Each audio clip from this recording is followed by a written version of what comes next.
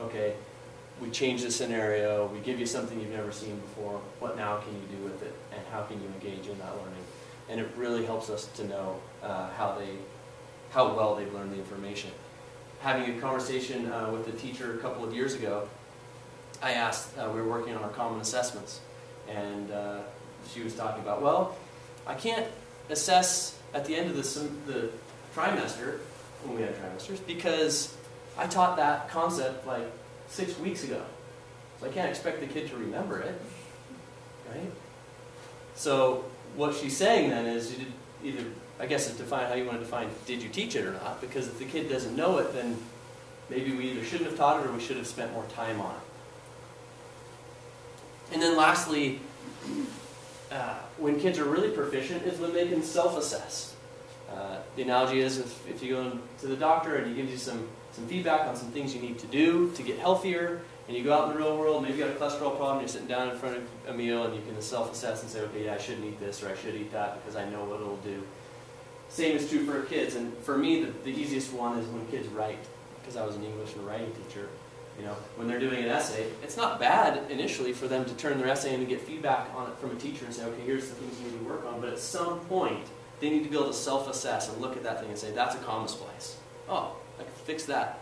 Oh, this is a run-on sentence. I remember, you know, I can fix that.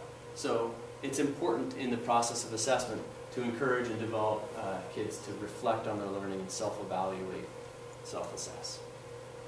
You've seen these questions before, so I won't rattle through them all. But the idea that, I'll read the first one. Have you ever studied and done well in tests but felt like you learned nothing? So those questions that we can all relate to as students, where we might have said we knew something, but if we were really asked about the level of knowledge, we wouldn't be able to give a proper response. So why is that? In a proficiency-based system, the reason for that is because we haven't assessed to the level of learning we expect. So we've defined the level of rigor, we then need to assess to that level.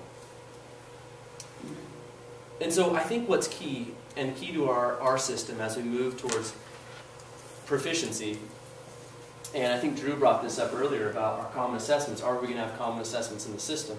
It's a logical place to start, that we would have defined levels of outcomes and rigor through assessment and ways to measure that in our system as we move. We've started doing that through development of common assessments. And I think a key visual to keep in mind is when we talk about common assessments, the point isn't that we continue to assess in the ways that we've always assessed these kids and they can continue to get through our common assessments by data recall level understanding. But our common assessments actually truly measure what's the academic health of these kids.